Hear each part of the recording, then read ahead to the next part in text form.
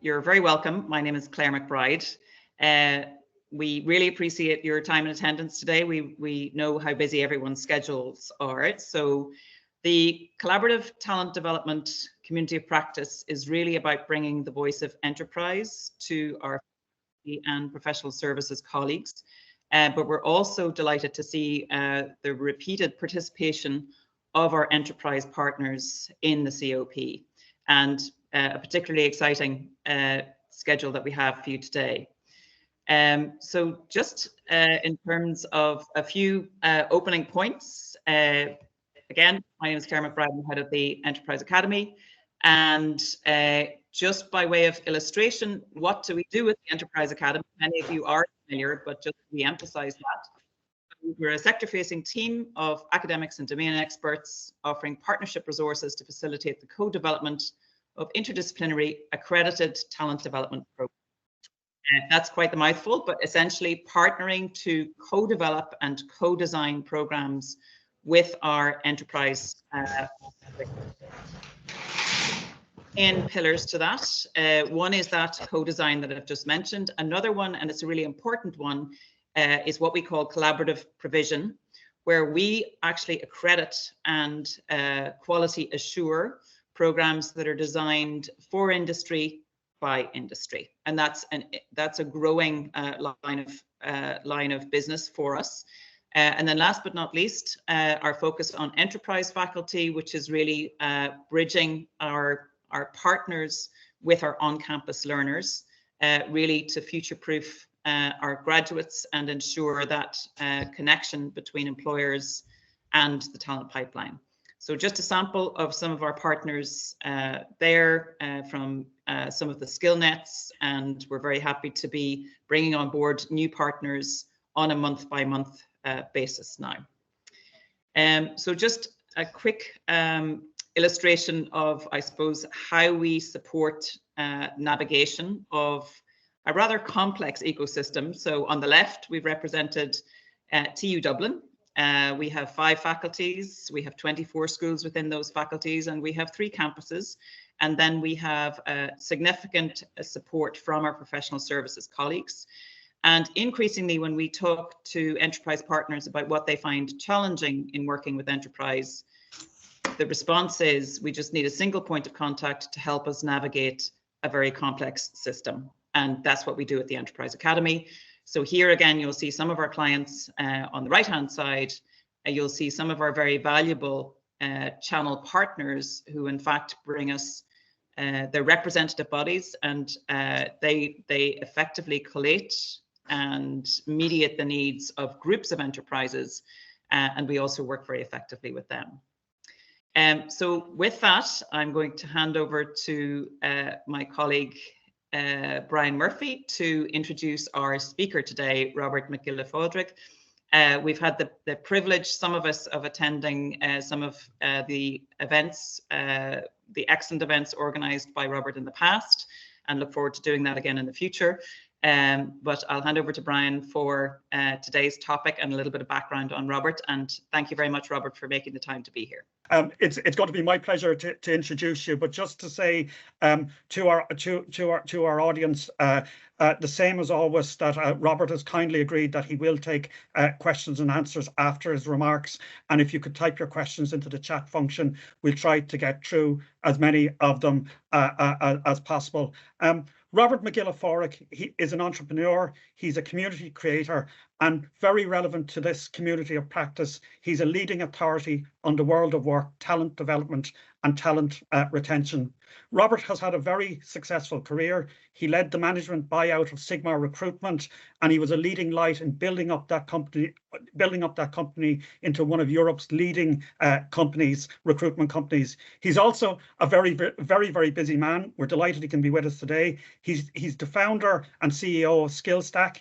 He is also the CEO of the Talent Summit, which many of you will have heard of. The Talent Summit is a globally renowned HR leadership conference focusing on the future of work. I know you've got a talent summit coming up, Robert, on the 7th of March in the Convention Centre, and that means you're very, very busy. So we're grateful that you can come here today. We're looking forward to seeing you at that event as well on the 7th of March. I suppose, Rob, myself and yourself, we both got to know each other through our own mutual interest in the United States, Irish America, and the importance of Irish-American economic links. And I'd like to acknowledge today, in terms of the great work and leadership that you've shown for our country in terms of the Ireland Gateway to Europe trade missions, and also the work you've done for economic development through the Boston College Irish Business Council, which has really, really benefited economic life here in Ireland. You've also been a very good friend to the Kennedy Summer School, which is something that's important to me, wearing a completely other hat from today. So listen, really appreciate your time, you being with us, and I'm going to hand the floor over to you, Robin. I appreciate the intro, Brian. Thank you. For the rest of you, I'm afraid all I can do is let you down. So strap in for the next 20 minutes to be let down based on that intro. A privilege to join you, and I was actually chuffed when Brian asked me would I speak, because it matters. I think it matters deeply that we have a good sense of what we're facing into as the world of work is changing. Brian mentioned the conference that I run, Talent Summit. We're convening next week. We'll have 2,000 HR leaders convene. We'll be the largest ever gathering of HR leaders in Ireland. And I think the themes that we're facing into in the conference are a good frame of reference for this conversation. And I'll try and maybe land some of that into the trends that are probably about to happen in Ireland.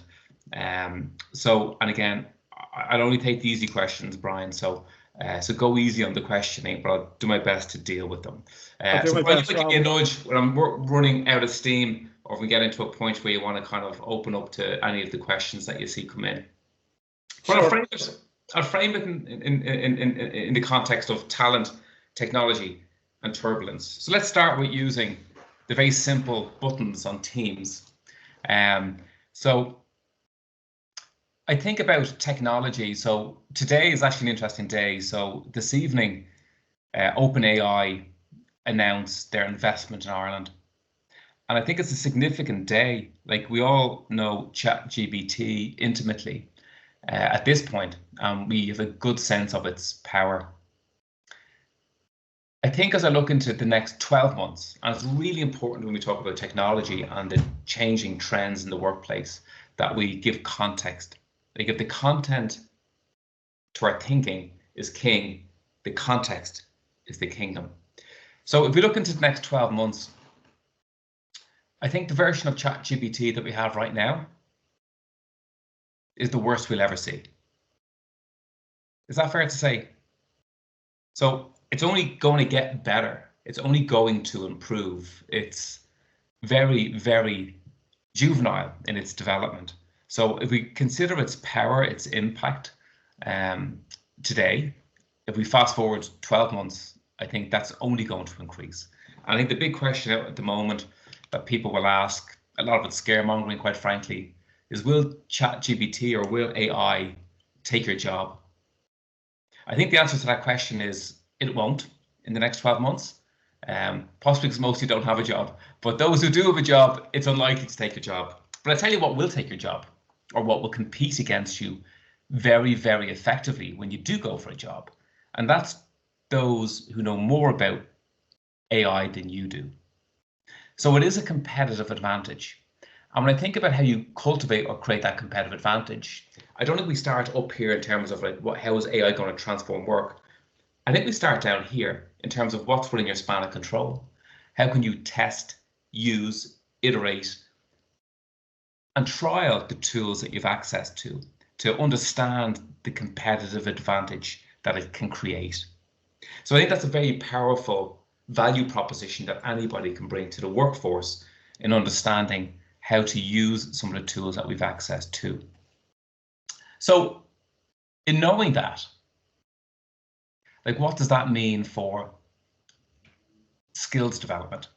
And I think this is a really interesting front in terms of like, how do we need to reconsider and reimagine the skills that we may need to be more effective in understanding the superpower of AI. And I'd frame it like this. There's probably two sides to this spectrum. One, leadership skills. Two, skills for everybody in the organization. So let me start with leadership skills. And I don't talk about leadership, by the way, in terms of a function, hierarchy, or at the top of a pyramid. I talk about leadership as an action to demonstrate leadership to propel the business forward, because that's ultimately what leadership boils down to. It's an action, it's not a function.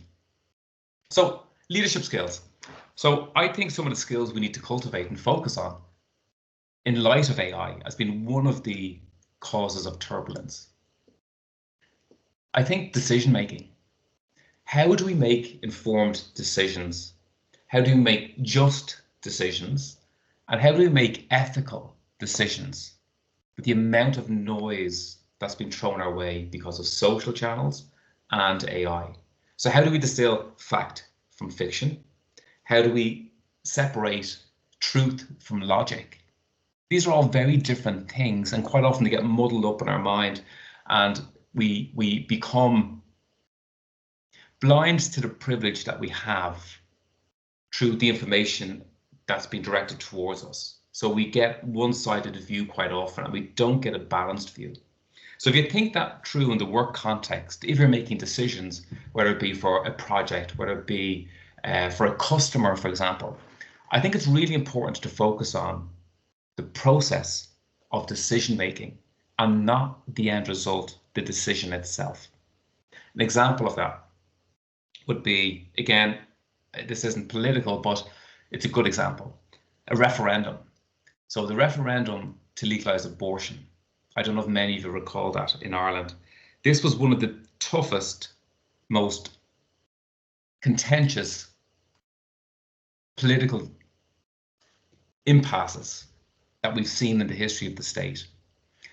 And the government at the time appointed a citizens' assembly. They got a representation group of 100 people from all walks of Irish life, and they got them to debate the issues.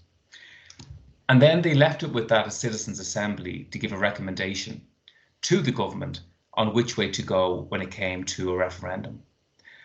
And if you look at that in isolation, taking the politics and taking the agenda itself out of that frame and just look at that process, getting wide representation and giving voice to values, giving wide, diverse perspective and voice.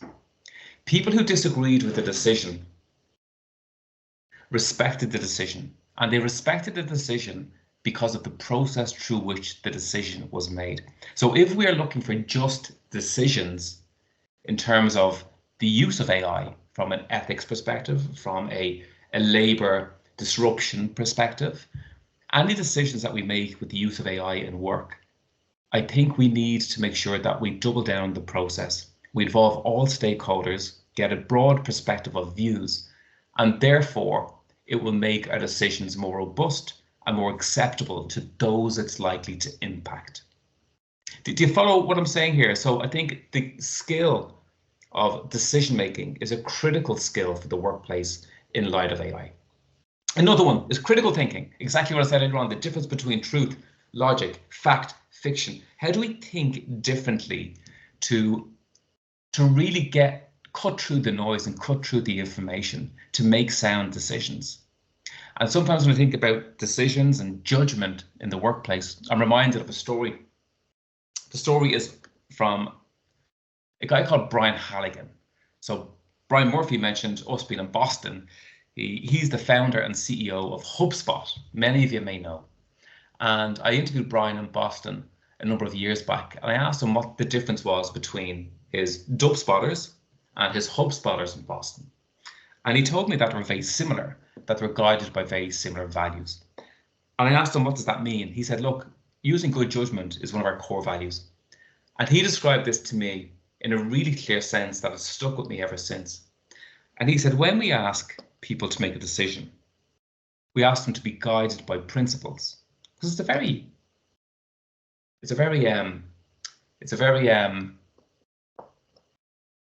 kind of broad scale, isn't it, to make a decision? What is a good decision? But he said this, he said, look, when you make a decision, I want you to ask yourself the question, How does that decision positively impact 1, the customer, 2, the company, 3, your team, 4, you? That's the hierarchy to making good decisions in this business. Now go make good decisions. And I think the lesson in that example is when we make decisions with AI being factored in, that we have very clear guidance to why we're making judgment calls. So if we are clear that we're making the decision to be more competitive, more effective in the marketplace, to solve a problem for our customer, and then the company, then the people, and then the individual, that gives a very clear mandate and guidance to using or making judgment calls when it comes to day-to-day decisions. So I think there are some of the skills I think that leadership need to demonstrate in light of AI. On the flip side, if we are to use AI, as I described at the top of this conversation, to test, to trial, to iterate, a friend of mine who is the chief, or was the chief people officer in Netflix, and I don't know if many of you know the Netflix Culture Code. It's a very famous kind of playbook that was written when Netflix moved from a DVD distribution business to a streaming business. So she managed all of that transformation within the organization. And this playbook, this document, has become the go-to to kind of craft culture for all the tech companies, particularly in the West Coast. So she wrote this book, and when they were transitioning from a DVD distribution business to a streaming business, what they simply did was test. They tested, they piloted. They made mistakes, huge mistakes, but they created this environment where mistakes were tolerated, where it was acceptable to make mistakes, as long as 2 things happened. When you went to make a decision or tried something and you realized there was a risk of failure, she said the onus is on you to put your hand up and ask for help.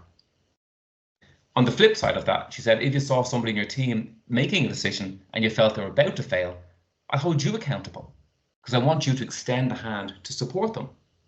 So just think about those 2 guiding principles, hand up and hand out. The humility to put your hand up and ask for help, and the support that an extended hand of support offers to a colleague. In my mind, that's collaboration. So to give the rules to accepting failure, to give psychological safety to the fact that something might not happen, because the behaviors we incentivize in work broadly is about achievement, not about failure. And if we are to test and trial and iterate and experiment with AI, we need to ensure that we have these ways of collaboration that are very, very clear, that support people even when they fail, and that is encouraged and that is supported, like as deep as the value system might run in the organization. So the ability to test is very important. I also think when we think about the iteration of something, that to understand it's not going to be perfect, and that we accept half-baked recommendations and we create that environment for colleagues. And it starts with the individual, because all communication and all ability to collaborate happens between. What happens most in work is what happens between us. So I would encourage all of you to show initiative. Above that, assume positive intent. I learned this from NASA. I've got the chief people officer and the head of astronaut selection in town next week. And I've collaborated with NASA for a number of years. And the most powerful thing I've learned from them is that they assume positive intent. So just think about that for one moment. If you're receiving feedback from somebody, like improvement and iteration is about testing, learning, going again, and working and building upon.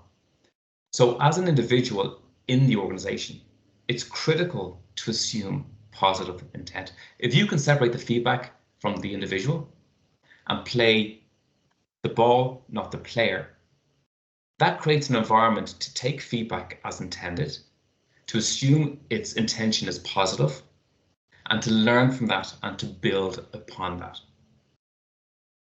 So the last kind of piece I'd recommend, or I think of, that's a very powerful force when it comes to what happens between us in the workplace. And I'm going to do a deep dive on this next Thursday in the convention centre. The art of storytelling. So stories, you think about it, we're trying to kind of look at a strategy. We're looking at transformation. We're trying to look at the future of what's next in the workplace. And it's very hard to think in broad, generic terms about what that means, because ultimately it's about the individual. And if we're going to go through transformation, or if we're trying to sell an idea, if we're trying to influence, that's best done through story. And I think it starts with understanding who the other is. Is it one? Is it few? Is it many? So what are the principles of your audience and what they're likely to experience? Because I think storytelling, its power is how others experience us in our presence. So how do other people experience you in your presence every day and every encounter? And I think the big story is simply a series of short stories where we frame the message. Like ultimately the story is to get the message across. It's about the moral of the story, because that's what we remember. We remember detail. So if it's a story about a snow leopard perhaps walking through the snow, it's about how every step crunches into the snow. It's about the contrast of the color or the blending of the color with the snow. It's about it kind of crouching before it pounces. Those details create the narrative. The actor in a story and the actions of the actor are what people remember. People remember characters. People remember the feeling that was created through the story. So think about your storytelling capability. And a good analogy here is of the bow and arrow. The arrow, so the kind of the wooden part of the arrow is simply the vehicle to get the point of the arrow from A to B. So your story is that. It's what enables your message to travel and to be received. So the art of storytelling is what influences. It's what sells. Fact tells, stories sell. It's a very powerful skill, I believe, to navigate turbulence, and is a unique competitive advantage to be able to tell a well-crafted, well-structured, impactful story. And I'm talking small stories. I'm talking chapters, or I'm talking about trailers. I'm not talking about feature-length stories. These are short stories every day that we use to influence, to go from A to B. So that's just some frame, maybe just to consider the impact of AI on the working world. I'd like to move it into a different gear now, if you don't mind. Sure. Another piece we're facing now is pushback on DEI. This is a very tricky conversation, but again, I'll try and articulate this in a respectful way. So what have we gone through this last number of years? I believe during COVID, we leaned heavily into the needs of our people, didn't we? So again, people mobilized to work from home. We went deep into their family cocoon every day, and we got to know them much deeper. We went very heavy in on their well-being, their psychological well-being, and everything that came with COVID. So we went deep to look after the needs of our people. Have you all heard of the Great Resignation? Yeah, I'm sure you have. I'm sure you have. So the Great Resignation soon followed COVID. So again, demand spiked for talent. There was a huge bounce in kind of demand for goods. That kind of consumer sentiment drove business sentiment, and therefore drove demand for talent. And retaining talent became a huge problem. So employers threw the kitchen sink at talent to attract and retain. Cost of labour went through the roof, and employers bent over backwards. The power dynamic shifted to the employee in a significant way. So employers went from looking after the needs of their people during COVID to the wants of their people during the Great Resignation. There's a big difference. the needs and the wants. I think about my children. If I look after my children's needs, I'm doing my job as a father. If I verge into looking after their wants, I'm spoiling them. Get me? So that's the frame that we've come through. And I believe this is starting to impact how we view DEI currently. Now, this is very complex, very nuanced, and this is broad and deep. It's very hard to articulate this in a short span of time. But my sense is this. I believe we've become nanny employers. I believe we've gone very deep into looking after the needs of our wants, and we've created a shield around our employees where we've possibly not built up a tolerance to difference. And I think there's a pushback now because it's become too complex to navigate. And I think the overlay of geopolitics, for example, so again, if you look at the Russian-Ukraine conflict, it was easy for the Western world, the leaders of the Western world, to choose a side. It was very clear that it was good and bad in their minds, perhaps. But the Middle East has shown up a very different level of complexity. And I think a lot of corporate leaders are struggling how to reflect the values of their people into the society in which they exist. They're really, really struggling. We've seen the example of that, obviously, with Paddy Cosgrove here in Ireland, that he fell on his sword. And again, it's a deep and broad debate that's raging all around the corporate world. And if you look at the States, there's been a big debate and pushback between free speech. It's played out on university campuses, hasn't it? Free speech and DEI. And companies, some companies have now decided they do not want their employees to have political debates in the organization as a baseline. So we're facing into a year of elections in a polarized society, and the workforce is simply a reflection of what goes on in society. But companies have said, we don't want that in our time.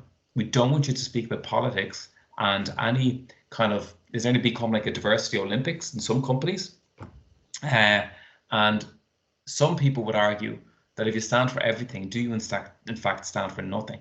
So have we created these micro cultures within our organization, and has the positive intention, again, positive intention to make progress on DEI initiatives, to protect and support the minority groups, which is absolutely the right thing to do. But has our good intentions created micro cults within our organization or within our culture? It's a question. I don't know the answer to the question, but definitely a lot of the big corporates are pulling back on their targets for diversity, and there is a pushback. Like, it's beginning to happen. And I think there's a big question, I think, in the world of work, in how we hold the ground that we've gained over this last decade. How do we activate the majority of the workforce to support the minority groups? It's a really important question, and it's a moral question. It's a very complex one, but we're going to try and tackle it next week. The final thing facing, causing, and creating the turbulence is the economy. We're facing into a very tough market, I believe. And we've seen this last 12 months, a lot of tech companies have big layoffs. Demand has reduced. So demand in the marketplace has reduced by about a third, I think, by about a third. And I think this raises loads of questions. We need to look at the workforce, and we need to look at what it means for the next phase of the economic cycle. So here's what's happened. So companies over-recruited during the Great Resignation. Market conditions dampened. They realized they were carrying excess workforce and they had to cut. And all the language around employees being family in tech companies has come under a big question in my mind. And the psychological contract of work, I think, is in question. It's in question. So employers looking after all of our needs, employers looking for emotional commitment. The loyalty that employees gave employers was through the roof. And I think now, is that happening in reverse? And I think we need to ask ourselves the question, Like, what does work mean? And is it simply a transaction? Or is it much deeper than that? I don't know the answer, but I think the question needs to be posed. And as we face into sustained economic uncertainty, the question will continue to be asked. How do we get more efficiency? Raises the question of AI. Do we need to further reduce our workforce? Possibly. And what does that mean for the remaining workforce? It means they have to perform more.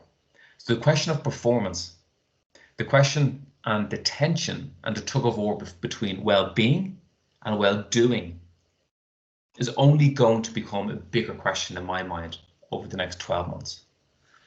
So the ability to perform is under question. The makeup of the workforce, and quite simply, I think about it like this. You buy talent, you recruit them, you build it, you develop it internally, you bought it, you automate it, or you borrow it, you take on temporary or contract or freelance labor. But ultimately, the question of how you bind all of these components of your workforce is what creates engagement. It's what creates discretionary effort. It's what drives performance. A lot of that is nuanced, isn't a hard thing to measure. Like it's not a factual thing you can measure. It's sentiment quite often. We talk about that in terms of culture or workplace engagement. So I think there's a lot to play out amongst the workforce itself. I think an interesting observation, again, is OpenAI. So Sam, the CEO, when he left the business last November, what happened? Probably some of the smartest minds in the world who work in AI, who work in OpenAI, sorry, they got together and they leveraged their collective power to demand the CEO Sam be reinstated. Now, there are a number of factors at play. Microsoft, big corporates who had vested interests. So there's probably a lot more going on behind the scenes. But this is what was reported, that a document was signed to reinstate the CEO. He was brought back in at the behest of the employees. Most of the board were sacked. I wonder, does that signal a shift from the conventional shareholder supremacy to employee supremacy? Again, it's a question. I don't know the answer to that question. So just to summarize, the key forces that we're seeing right now that are causing this turbulence: AI, geopolitics and the pushback on DEI, and then the economy and what that means for the reduction, the reconstruction of our workforce, and what does that ultimately mean for the people in the organization, because this is what's happened. Work has become deeply individualized, hyper individualized.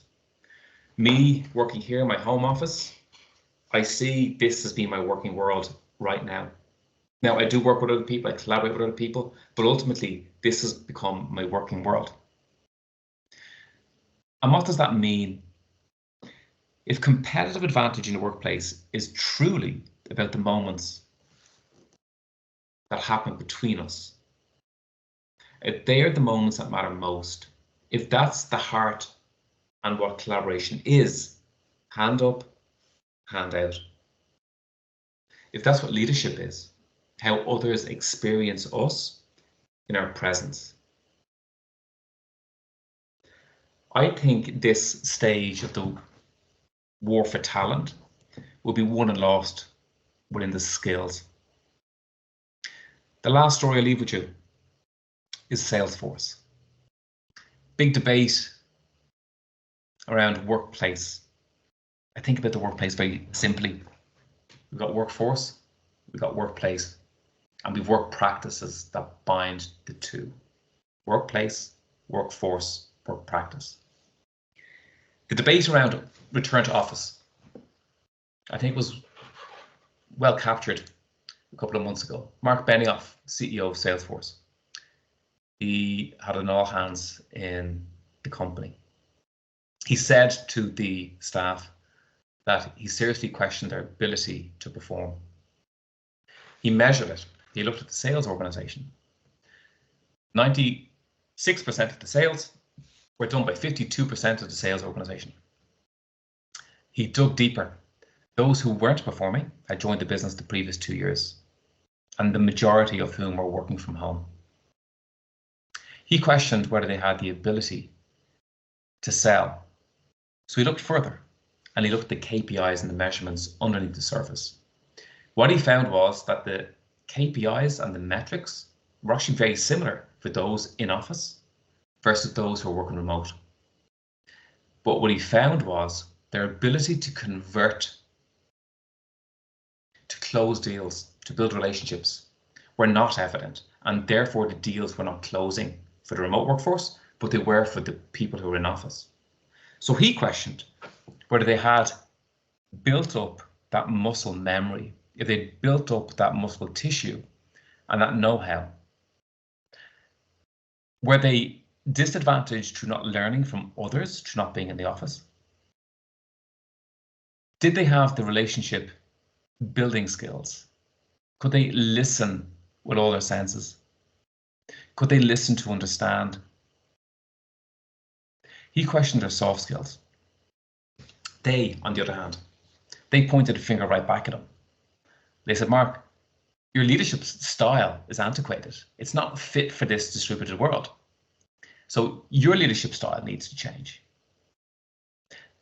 Your performance management systems need to change. Your feedback and communication style needs to change. So what started as a debate of whether to return to office or not became an us and them. But ultimately, what was questioned were the soft skills of leadership and the soft skills of the workforce. So, what does that mean for you? I assume most of you will be facing into the workforce over the next while. How do you tell your story? What material goes into the arrow to get the point of the arrow from A to B? What is your competitive advantage? How do you demonstrate your soft skills? How do they align with your hard skills, your qualifications? And what extracurricular, lesser known experiences help demonstrate your ability to achieve? And I believe what happens between us is what matters most in the workplace. And my belief is that those soft skills, that soft power, needs to be your superpower. And they'll never take our freedom. Mark, over to you, Brian. Robert, thanks a million. That was a really spellbindingly brilliant presentation. Lots of information, lots of insight, lots of food for thought, and you posed some questions that I think we'll all be thinking about. I'd invite our audience, if you would like to put questions into the chat, because we do have about 15 minutes. I particularly love, just to give a reaction, I particularly loved what you said about storytelling. You've a bit of a gift for storytelling yourself, Robert. And I suppose, as someone who in another world saw myself as a connoisseur of great political speeches, Barack Obama told his own speechwriter John Favreau, he told him that we as humans, the quote was, a storytelling species. And that's what Barack Obama framed a lot of his great speeches on, storytelling, because he said humans were people who are a storytelling species. So I think that's really interesting, because even though we're living in this world of high-tech wizardry, old-fashioned values of good communication, storytelling are really important. And all the things that you spoke about there, Robert, I was writing them down. Although we're in this world of AI, good judgment, critical thinking, clear guidelines for making decisions, just and ethical just an ethical thought, I suppose, to frame those decisions, tolerating mistakes and learning from it and testing and experimenting. They're all old school. They're all old school values, aren't they? They're all old school values, and it's what we would call common sense. But common sense often isn't that common. But yet these things are going to be critical. I mean, the question I was going to ask was, in terms of diversity and that pushback against it, but could you maybe say something, because I know you're at the cutting edge, Robert, of recruitment and retention, but maybe some of the strategies that companies are using in terms of diversity initiatives and how that has positively impacted on organizational culture within companies, because I'd like to kind of say something positive about diversity and how it has really helped companies as well with, I suppose, with profit margins to be competitive, to make better decisions as well. What are you seeing in terms of diversity, in terms of, and how that affects positively on organizational culture? And sorry, that's a very long question from me. Well, let me give you a short answer. Only joking, Brian. It is complex, right? But like, what am I seeing? So some companies, because there's such a breadth and such it's very nature diverse group of folks and minority groups that companies are trying to protect, support, and develop. Some would be more vocal on some than others, because they don't want to be seen on their public channels constantly promoting every single minority group or kind of lesser represented group, if it were. I think there's an awakening at the moment around the value of the over 55 talent community. There's a real sense there, I think, that there's a huge advantage in fully employed economies to target kind of folks with more experience. I think that's something that's come on trend the last while. Small tactics I've seen, say Bank of America on their calendar. So you go book a meeting with somebody in their calendar. We've actually become very used to that during COVID. People just dropping in 30-minute kind of calendar invites that haven't been agreed upon. They're just like, again, they're trespassing and inviting people and sucking up a lot of their time. And what they did was they overlaid all the kind of the cultural holidays onto one central calendar system. Because no, I'm not going to invite you to a meeting, Brian, on the 25th of December. You know what I mean? But for other kind of religions, we've no sense of it, because privilege is blind to those who are privileged. You know what I mean? We just don't see it. It's not, again, it's unconscious bias. So small things like that, I think, are very kind of helpful. We know the old cliche, diversity is being asked to the dance. Inclusion is being asked to dance. And I think there's tension between diversity and inclusion, quite frankly, that employers actually don't want their employees to bring all of themselves to work. But again, it's a very tricky one because there's a politically correct answer to a lot of these questions. And yeah, I think there's a bit of a diversity Olympics has sprung up in some companies where it's caused tension. And I just worry about some of the unintended consequences. Super. Yeah, and I mean, I liked what you said earlier on about having a diversity of perspective within an organization and how that, you know, it does impact on decision making, because you get the widest possible perspective. There's a lot of love for you here in the chat, Robert. I don't know if you can see it, but no. got a question here, just people praising your contribution. I've got a question here from Claire McBride, the head of the Enterprise Economy, or the Enterprise Academy, and she is talking about the economy. She's picking up on your point about a period of sustained economic uncertainty as part of this turbulence ahead. And she's asking, how does that inform priority and emerging needs for professional development? Is it more a question of specific leadership, power skills, technology, and other strands of upskilling, new skilling? It's funny. I've immersed myself in the world recently, and what I've come to understand is this. Companies will invest and they will pay to solve problems. And what I'm speaking to around soft skills, I believe that to entirely be where competitive advantage lies for most people. And I think companies will look at soft skill development as much as they'll nod their head that ultimately they see it as a vitamin.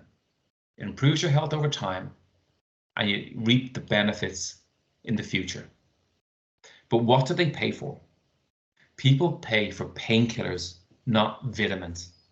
So they need to experience the pain, and therefore they need an intervention, and therefore they're open to paying somebody to fix that problem. So I would see a first-time manager, for example, being exactly that. Their first time having to have difficult conversations, having performance review conversations, one-to-ones, chairing meetings. There are moments, again, back to the moments that matter most, Brian. There are moments in a career journey where we need to learn because it causes a pain. And I think the painkiller is where budget will be allocated more so than the vitamins. And there's also an overlay. If this is about on-job learning and development or skills development, I think about it like this. Is it just enough content? Like short form. So just enough, short form. Just as we like. Is it entertaining? Is it entertainment meets learning? Think masterclass. Just in time, just in the moment when required, just for the individual. Curated for the individual.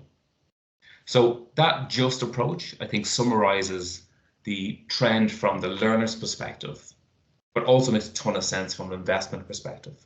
So soft skills, overlay on top of that question, resilience, open mindset. I've learned this recently, Brian, right? The difference between closed mindset and open mindset. Group of children were given a puzzle during the original study. Do you know this? I don't know this, no. Given a puzzle, right? So they monitored the children who gave up over the course of an hour, wherever it might be, and said, right, okay, that's okay. And then there's those who didn't. Some of them said, I'm gonna bring it home and try it at home and come back tomorrow. But the overarching language that was used was, I'm not finished yet. So just yet were the words that sprang the concept of open mindset. Okay. Which indicated time and that it would be completed. So again, there's a lot of those resilience skills, I think, that are really needed, but they're learned skills. They're all learned skills and need to be practiced. Well, I love your, I might borrow that soundbite. People pay for painkillers, not vitamins. I think that's fantastic. Anyway, I think that could be something that could be on a t-shirt or something. I have another question here from my friend Kevin O'Rourke from the Enterprise Academy, and Kevin is talking about maybe what I call some of the deep blue sky issues, some of the big issues of the day out there. He's saying, have you any future thoughts on climate change, migration, and future employment trends, and how that's going to impact on, I suppose, our part of the world? I said I'm only taking easy questions, Brian. Jesus Christ. These are the big ones anyway. I never promised to be easy. I tell you what was interesting, right? So remote working, right? The impact of remote working on corporate travel. Like, you and I have been to the States, Brian. Like, we could convene online. We could have ran those conferences online, but we chose to travel. So I think certain things are a must when it comes to travel and relationship. I think low touch work requires high touch leadership. And there's an element of convening, and there's a power within convening. So again, there was great hope, I think, amongst a lot of conservationists that may have an impact. I don't think it's going to be significant.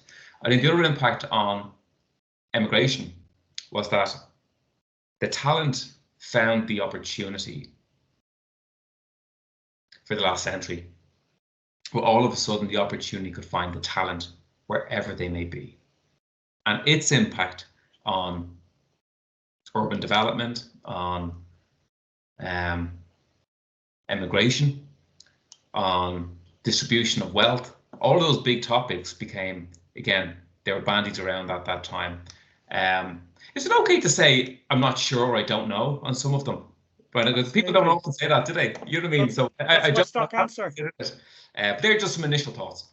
Yeah, and I suppose, I mean, I'm going to throw one more question at you, Robert. It's lovely to have you in a position where I can throw questions at you. I'll throw one more question at you, and then we'll hand back. We'll hand back to Claire, because we did promise we'd get everyone out for 3 o'clock. But again, just to come back to recruitment and retention strategies and your expertise there.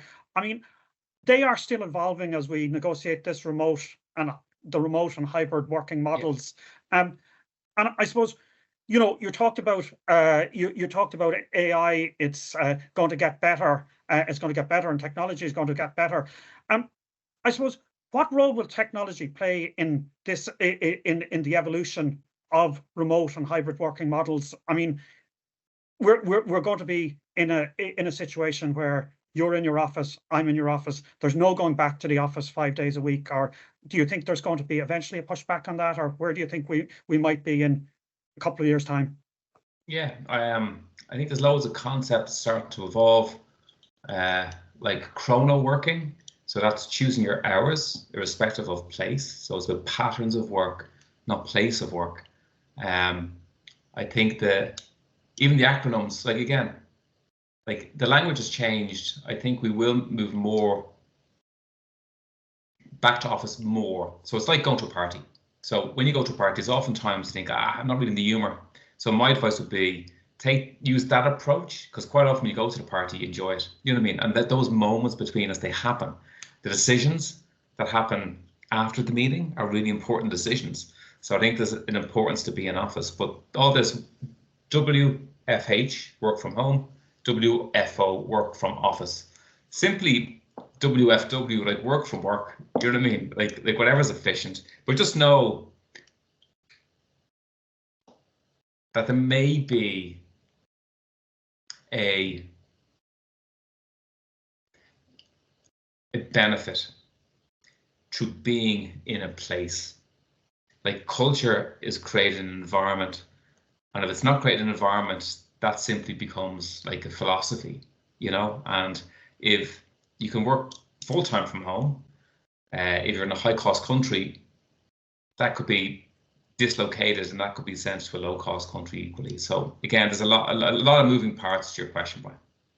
Yeah, no, that's fantastic, Robert. And just to get everyone out for 3, I am going to hand you back to Claire. But just to say, Robert, really grateful for you for taking the time at a really busy time for yourself with your own talent summit coming up on the 7th of March in the Convention Centre. To take that time out for us was extraordinarily generous, and some brilliant insights there as well. I learned a lot, including chrono working. I'd never heard of that, but you gave me a lot to think of. And I know, Claire, you probably want to say something about you want to say something about our upcoming events as well. Yep, I will, absolutely. And thanks again to Brian, and particular thanks to Robert for that great tour de force indeed. Many echoes of our Future Talent Forum, actually. The last one that we had with the just-in-time, just for the individual, the curated content. So it's great to hear that echoed. And you'll be glad to hear, Robert, that in our discovery processes, to make sure that we're designing solutions that people actually want to learn from and with, that we use that term, you know, the vitamin pill versus the painkiller, because we don't have time to wait for the vitamin pill to take effect sometimes, and neither do our learners or our employers. So great to hear those echoes.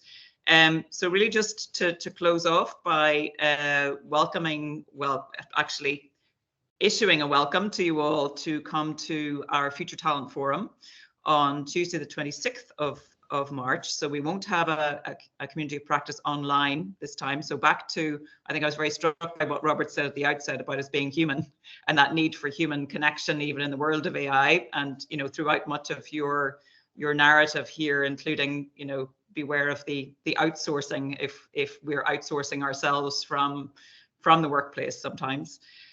So essentially, you'll hear more from us.